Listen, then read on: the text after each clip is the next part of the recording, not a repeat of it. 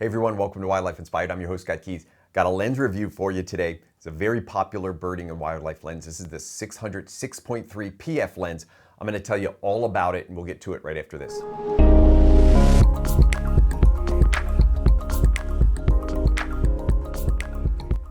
For wildlife photography, 600 millimeters has been a focal length that a lot of people covet, especially for bird photography. For bird photographers, we want reach, and 600 millimeters gives us quite a bit of reach in terms of its focal length. Now, this lens that I'm looking at today looks pretty small for a 600 millimeter lens, and in fact, it is pretty small.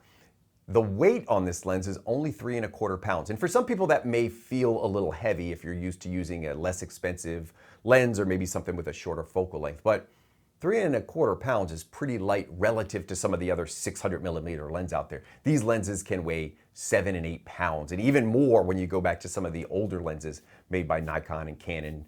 So we're going to talk about this as a PF lens, and that is a phase Fresnel lens.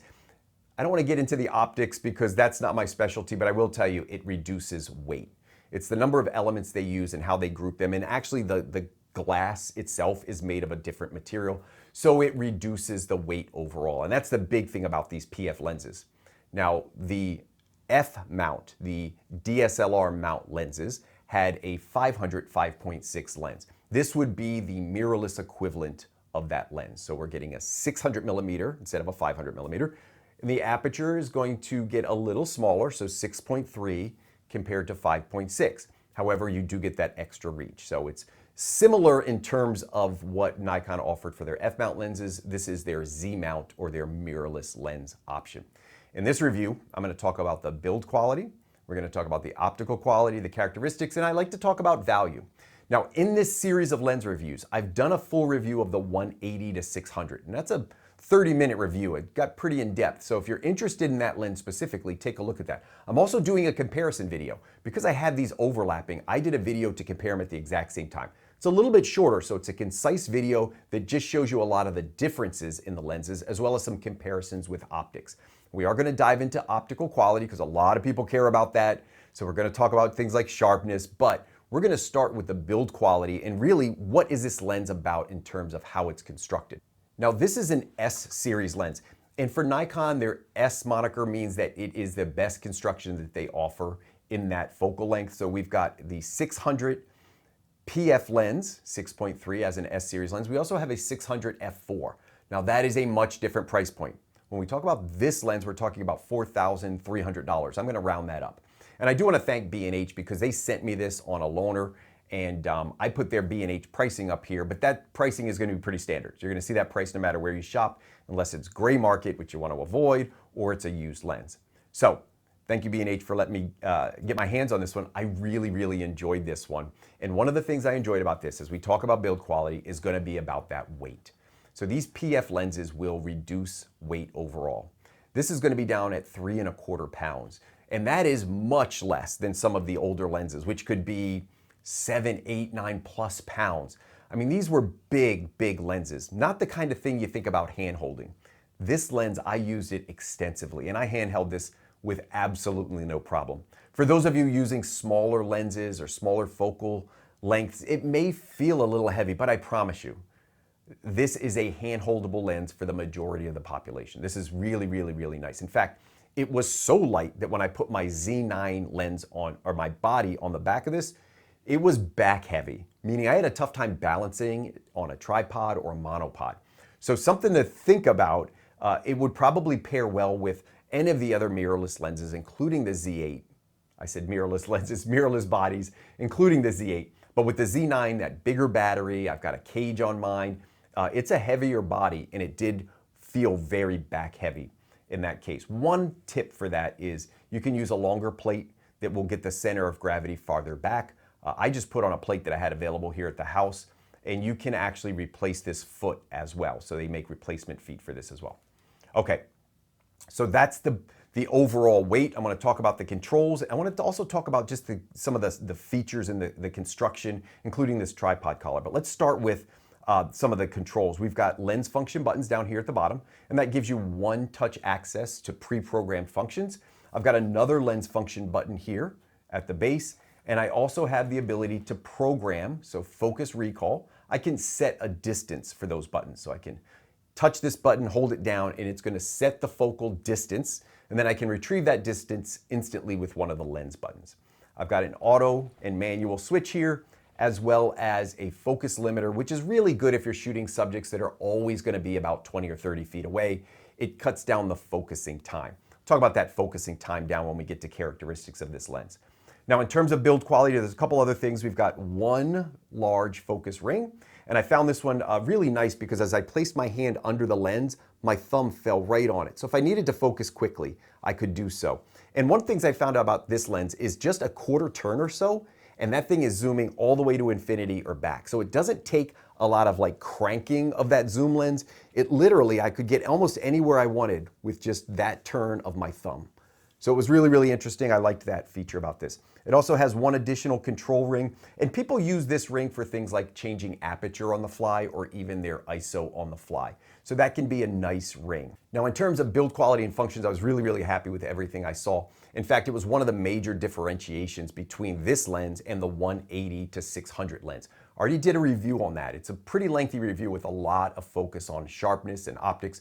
But if you're like that, if you want to deep dive that lens, make sure you check out the other video. And I'm doing another video since I had both of these at the same time. I'm doing a side-by-side where I'm going to show you the exact same image from both lenses. And I'm going to show you some of the differences in terms of the characteristics and the build quality. So look out for those videos. Make sure you're subscribed to the channel. Other than that, I want to mention one more thing in terms of build quality. This tripod ring, it's good and bad. It's got a really smooth, which we would expect from an S-series lens, a really smooth motion here. But it is built differently down here at the bottom. So this piece is designed to come off. And I will tell you this, and I don't know if it's going to show on the video. I'm going to try to do a close-up here. Because it's not a solid construction like some of the other lenses I've used from Nikon, there's a little play in here, and I can't get rid of it. So no matter what I did to try to tighten this up, there always was a little play. I'm going to do a close-up so you'll see it. So you see that little bit of play. It felt awkward at first. I kept trying to reach down to tighten it up because I just wasn't used to that play in there. So I like the build quality overall. I would say the only drawback from the build quality was that little bit of play that was in this tripod collar. So overall, really happy with the build quality of the lens. The controls felt really good, loved the weight of the lens, and didn't balance quite perfectly with my Z9. And that only drawback really was this little bit of play in the tripod collar. I do want to focus a little bit more of this review around the optics though, because that's what people tend to care about with images, and with wildlife photographers, we love sharp lenses. So we'll talk about the sharpness of this specific lens, and I'm going to show you some examples out in the field. Now, when it comes to addressing things like vignetting and chromatic aberration, I'm not going to spend a lot of time on these. They aren't an issue. I'm just going to put it out there as a blanket statement. You can nitpick lenses, you could go in and read some charts or look for some specific graphs around this, but you're not going to have any problems as a wildlife photographer with either of those two things. What I think you're going to be most concerned with is sharpness. Now, I brought up an image of a black-throated green warbler. I really, really like this image. By the way, I shot almost all of these images on a monopod. I shot quite a few of them handheld. And like I said, at this weight, I had no problem hand-holding this for an extended period of time.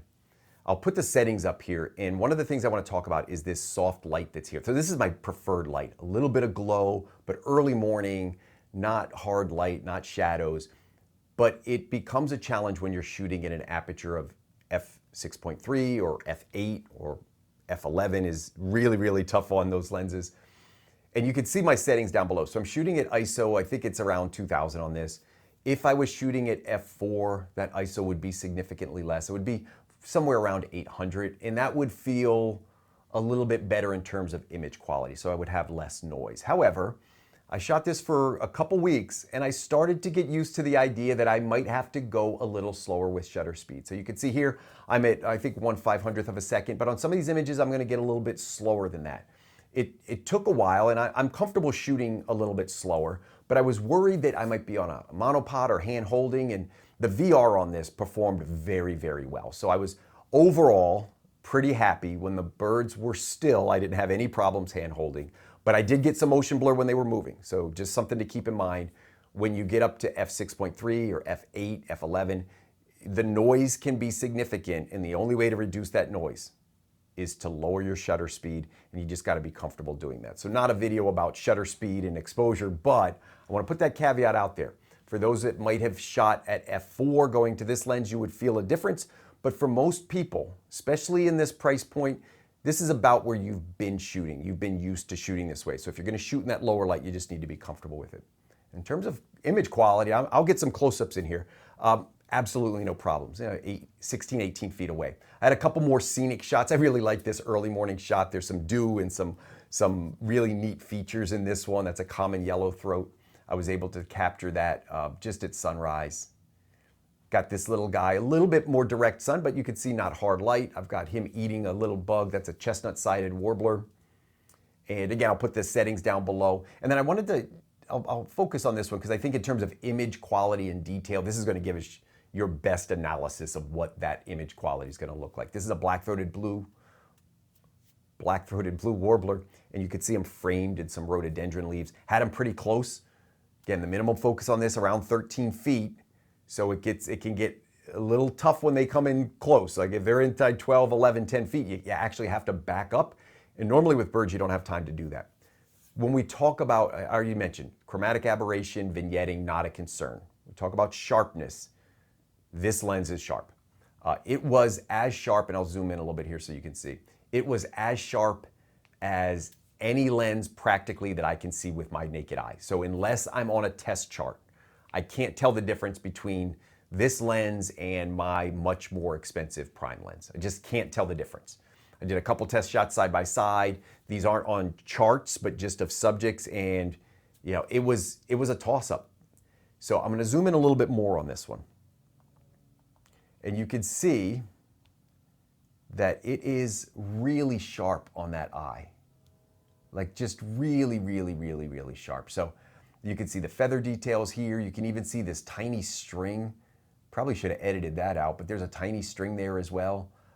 There's a little bit of foreground covering the beak, so that's not the lenses, that's just the user error. But this is really, really sharp. You can see all the details around the edges of the eye and the feather detail. So again, absolutely no problem. And I did do a comparison with this and the 180 to 600. And I can tell you, they're both very, very sharp.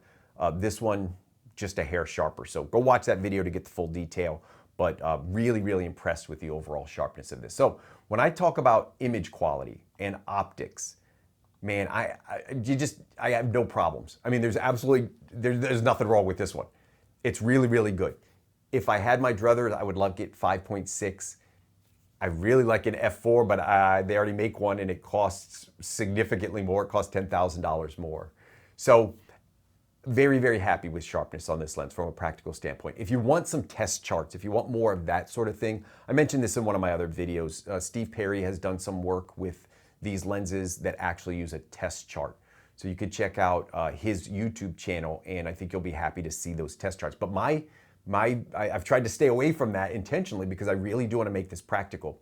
My fear with lenses is that once we get to a certain point of sharpness, we start to overthink it. And we start looking at charts, or we start reading data, and we start to feel like it's perceptible, that we as the human viewer can see those differences, and sometimes we can't unless we're really magnified or really zoomed in. I use the equivalent to being an audiophile, like speakers. I remember years ago I used to like speakers, and I would read charts about how well they performed. The honest truth is, I couldn't tell them apart.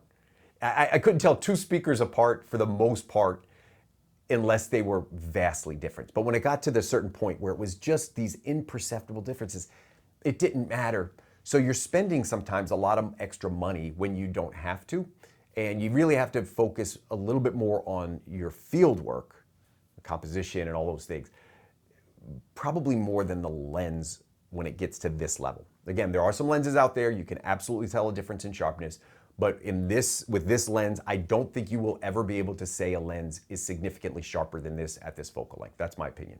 All right, I want to talk about a couple other characteristics of this lens. And getting back to that 6.3 aperture, the bokeh is going to be not as creamy as it is at f4. That's just a nature of the physics of lenses. But I was overall very pleased with bokeh, no problems with that. I do want to talk about the autofocus speed because that's a plus on this lens. The autofocus, it is very fast. It's as snappy as any lens that I've used. It's going from 0 to infinity in half a second, so it's really, really quick. It's very snappy, no problems at all with that autofocus speed. And the last thing I wanted to mention was just magnification. So typical of wildlife lenses at this focal length, you're going to be somewhere between 0.12 magnification and like 0.16. What that means is, as that number grows, you get more magnification at minimum focus. So it's how big that image is being projected onto the sensor. So 0.12, it's not being projected super, super big on the sensor. At 1.1, that's a macro. So that 1.0 or 1-to-1 ratio, that's macro photography, meaning at minimum focus, that image of, let's say, 1 inch tall is projecting at 1 inch on the sensor. This lens is going to be at 1.5, and that is just standard long lens wildlife photography magnification. It's always in that range, but there are a few lenses outside there. So I've referenced the 180 to 600, the 100 to 400, similar, where it has a shorter minimum focus. So anytime you get a shorter minimum focus, you have a chance of increasing your magnification, especially if it's at the same focal length. So just understand that. I'm going to put this down as a standard. It's not a bonus for this lens. It's kind of in that standard range. So in terms of characteristics, bokeh really, really nice. No real problems with there. Not as creamy as the f4 lenses, but no real problem there. Snappy focus, and then that minimum focus just kind of being standard. So what do I think about this lens overall? If I had to give you pros and cons and who this is for. Pros, the build quality is an absolute plus. The image quality is very, very, very good. The VR performed very, very well. I haven't had a problem with VR on any of these lenses for the Nikon mirrorless system. And probably the biggest pro is the weight. The fact that it is 3.25 pounds puts it at the lighter end, especially for a wildlife lens. It's very, very, very light. Cons, there's really not a lot of cons to this lens. I mentioned under build quality, didn't love this tripod collar. Liked the rotation of it, just didn't like this part of it. I don't know, and I try to think like user error. Is there anything I'm doing wrong with this? But I played around and played around. You can replace this, but it's going to have the same kind of construction. It's not built to the tripod collar. This foot is not directly attached, and most of the time they're attached with little Allen screws that you can tighten up and cinch down, and they never move. But yeah, a little bit of play in there, so that was a con for me. And then the last con for me was just it's not the best value for the Nikon series. I can mention 2 lenses. I've done the review of the 180 to 600. You should check that out in terms of a better value lens. And I'm going to mention the 400 4.5 because with a teleconverter, it's very comparable to this. It is going to be a little bit cheaper. Even with the teleconverter, it's almost $1,000 cheaper. So the teleconverter gets you really close to what this lens is in terms of build quality, construction, focal length. It's very, very close. So could also be a little bit better value. So does the lens work? Absolutely. It's just not the best value for me. But other than that, got no problems with this. Who's it for? It's for somebody that's focused around weight more than anything else. You want great optics. You're not concerned with the best value. You're just concerned with the best optics at the best weight. And if that's what you're looking for, this is a really, really great choice for you. There is one other lens out there, and that's the 800 6.3. Did a review on that one as well. That has some advantages. I found that one to be a better value. It's a longer lens, the same 6.3 aperture, so there's some bonus that it's longer in terms of focal length, but it has the same 6.3 aperture. It is more expensive, but from my standpoint, one of the better values that Nikon has made for their lenses. So the 2 real values for wildlife lenses for me have been the 180 to 600 lens and then that 800 6.3 at different price points with different purposes, but both very, very good values. So that's my review of the 600 6.3. Hope you like seeing a couple images from out in the field. If you have any comments, let me know down below. I will try to answer those for you. If you've used the lens or you've got some experiences with it, especially if you can compare it to something else, would love to hear your thoughts down there. A lot of people use these videos to make purchasing decisions. So keep that in mind. You may be helping somebody out with that purchasing decision. I'm going to throw an affiliate link down there. Sometimes I forget to mention this, but the affiliate links, here's how they work. B&H sends me this product on loan. In return, I put their affiliate link down below. Doesn't matter who you buy from, but if you like this channel and the free content that I provide for you, clicking that affiliate link and not just going directly to B&H or going somewhere else, but clicking that affiliate link actually gives me just enough back to make it worth making the videos. I don't make enough making a video. I've done a video on how I make money in wildlife photography. I don't make enough purely off of YouTube to consistently put out these products. So I can't make these videos for the rest of my life because I just don't make a return on the investment. But if enough people click the affiliate link, I've got a Patreon site, enough people click on that, I can continue to make these free videos for you. So check out some of my other sites as well, but make sure you're subscribed to this channel. Make sure you hit the bell for notifications.